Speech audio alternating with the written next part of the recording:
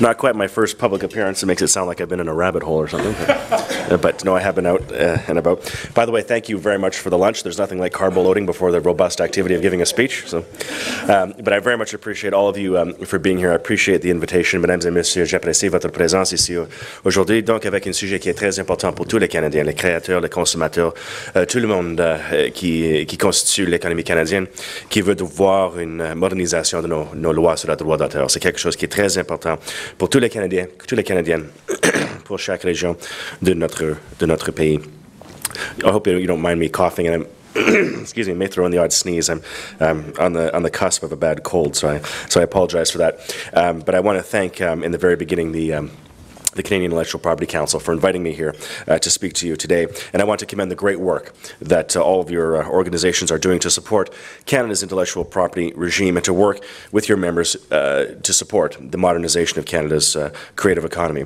I know that the contribution that the copyright industries make to Canada's economy cannot be understated, both in terms of stimulating investment and in creating jobs. The arts and culture sector, for example, just within this context, is a massive portion of the Canadian economy. It's $46 billion in Canada's GDP. The arts and culture sector of Canada's economy is 3 times the size of Canada's insurance industry.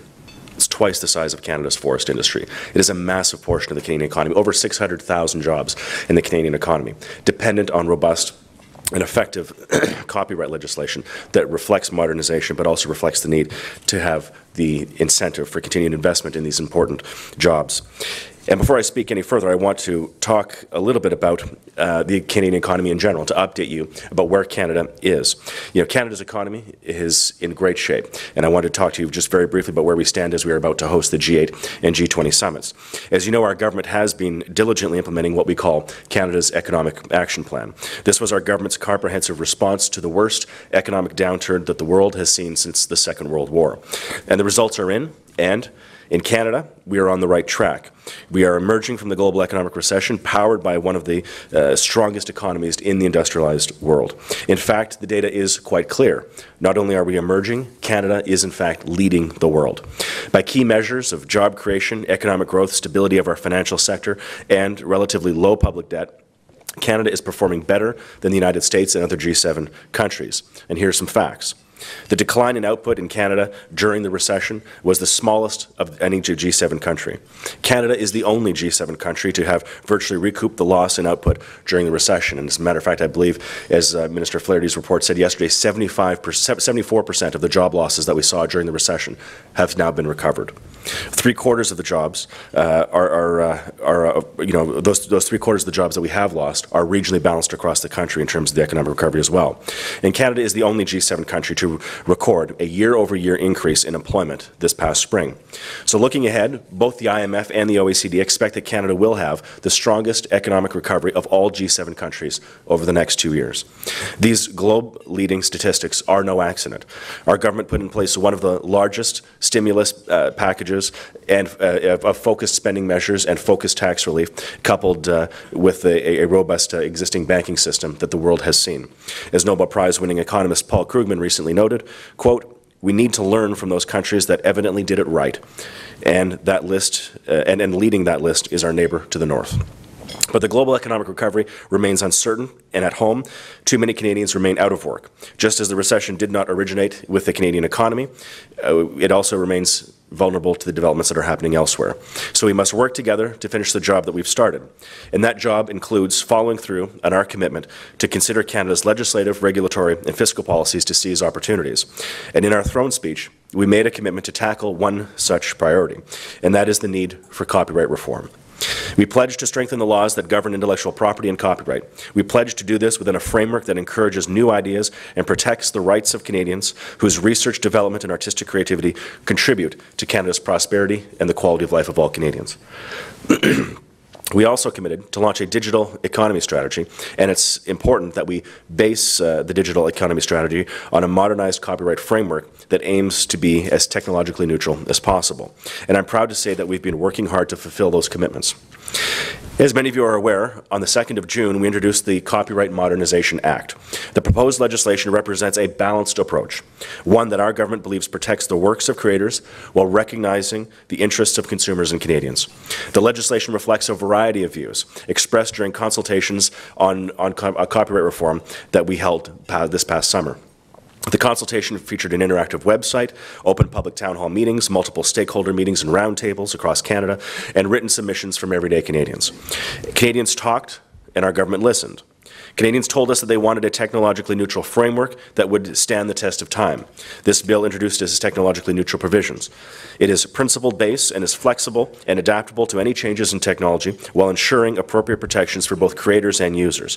Thanks to this technologically neutral approach, Bill C-32, the bill, will continue to be relevant for any technologies that come down the pipe. Copyright owners told us that the current Act did not give them strong enough tools to target those who enable copyright infringement. The best way to fight piracy is by targeting those who knowingly enable online infringement. This legislation will give copyright owners new tools to seek damages from those enablers.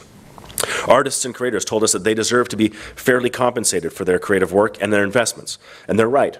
The proposed legislation provides new rights, protections, and tools to encourage new business models.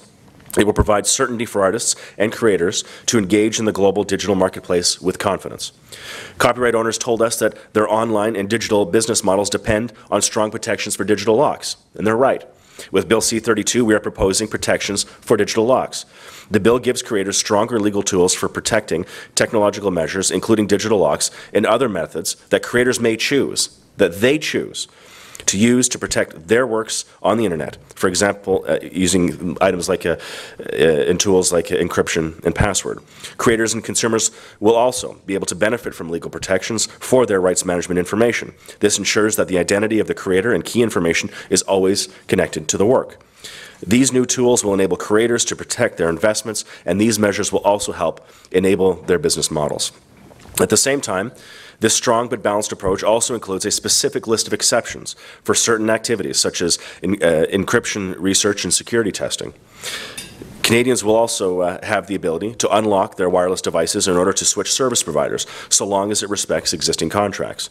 Canadian consumers told us that they want to make reasonable use of content that they've legally required, and we agree. The bill legitimizes many commonplace private and non-commercial uses of copyright material that are currently not allowed or where their status is not clear under the existing Copyright Act. These uses include posting mashups on the web or time-shifting television programs. Canadian consumers also told us that they want clear rules and that they don't want new taxes. Our legislation rejects the three strikes proposal that has been implemented elsewhere in the world. We have chosen to maintain a notice and notice regime of the original Bill C-61 rather than a notice and takedown regime, and we have said no to new taxes or fees on consumers in the form of levies on iPods, MP3 players, computers, and other devices that play digitized music.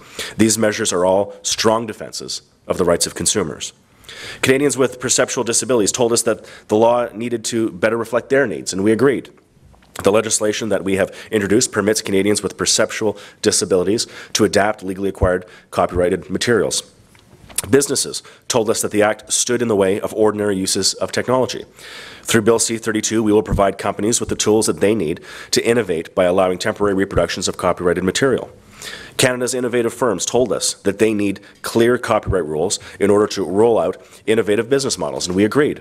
This legislation proposes new exceptions for computer program innovators, limitations on liability for internet service providers, and search engines, and clarifies that making temporary technological reproductions of copyrighted material is acceptable. Canadians also told us that fair dealing should be expanded. The bill expands the existing uses of and allows for fair dealing by adding education, parody, and satire. It recognizes the incredible potential that technology offers education and protects students and teachers' aspirations to learn and impart knowledge in new and creative ways using the latest technologies. With respect to education and research, our legislation also introduces new technologically neutral exceptions that allow these sectors to take advantage of the opportunities created by new technologies, particularly the internet.